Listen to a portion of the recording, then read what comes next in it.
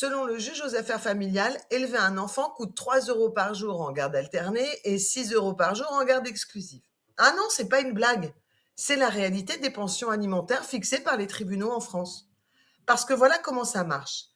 Le juge utilise une table de référence, un barème officiel publié par le ministère de la Justice qui indique le montant de la pension alimentaire en fonction des revenus et du mode de garde.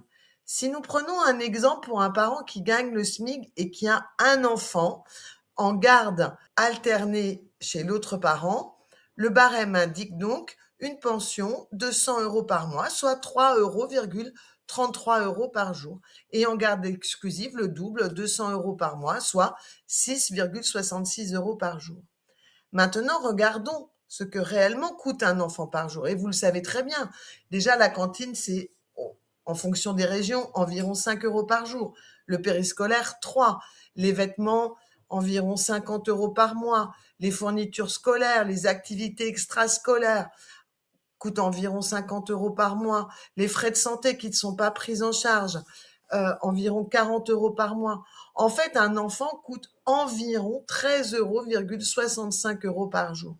Et je n'ai même pas compté dans ces frais la nourriture à la maison, d'éventuelles petites sorties, des cadeaux d'anniversaire, des vacances ou des frais de garde pendant les vacances, le logement des plus grands pour avoir une chambre pour l'enfant, les charges supplémentaires, etc., etc.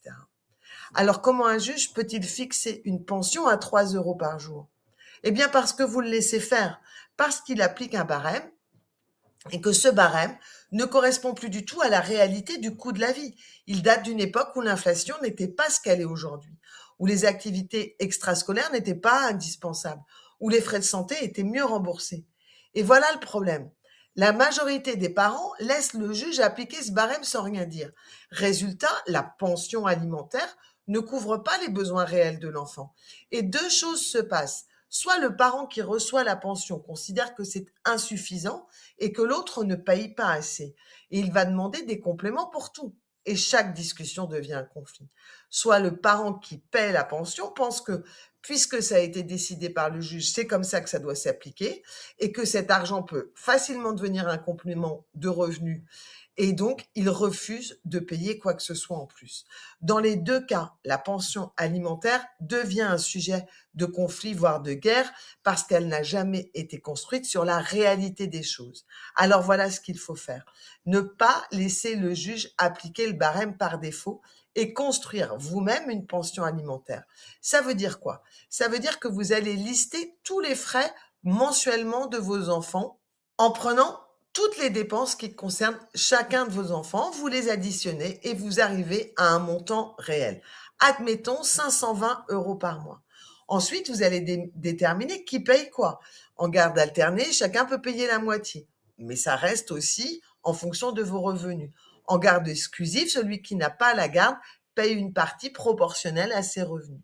Et puis, vous allez fournir cette pension construite à votre avocat avec les justificatifs, pas pour contester le barème, mais pour dire au juge, voilà ce que coûte réellement mon enfant et voilà ce que je propose.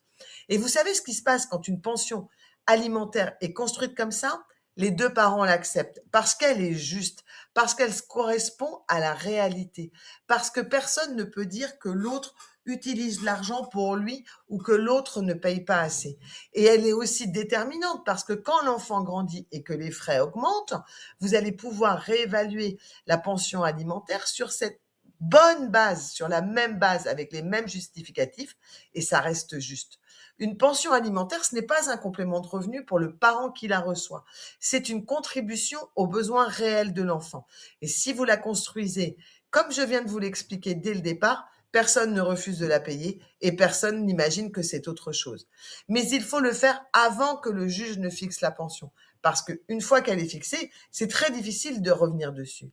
Si vous êtes dans une situation compliquée autour de cette construction ou autour de la pension alimentaire, venez le 14 mars écouter l'intervention de Maître Emmanuelle Bizien, avocate en droit de la famille, qui vous expliquera exactement comment construire votre pension alimentaire au réel, comment la justifier et comment la présenter à votre avocat et au juge des affaires familiales pour que vous sortiez de cette ornière et du conflit autour de l'argent et de vos enfants.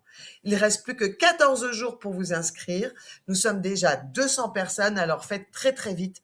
Ne laissez pas votre chance passer et vous trouverez le lien pour vous inscrire dans la description de cette vidéo.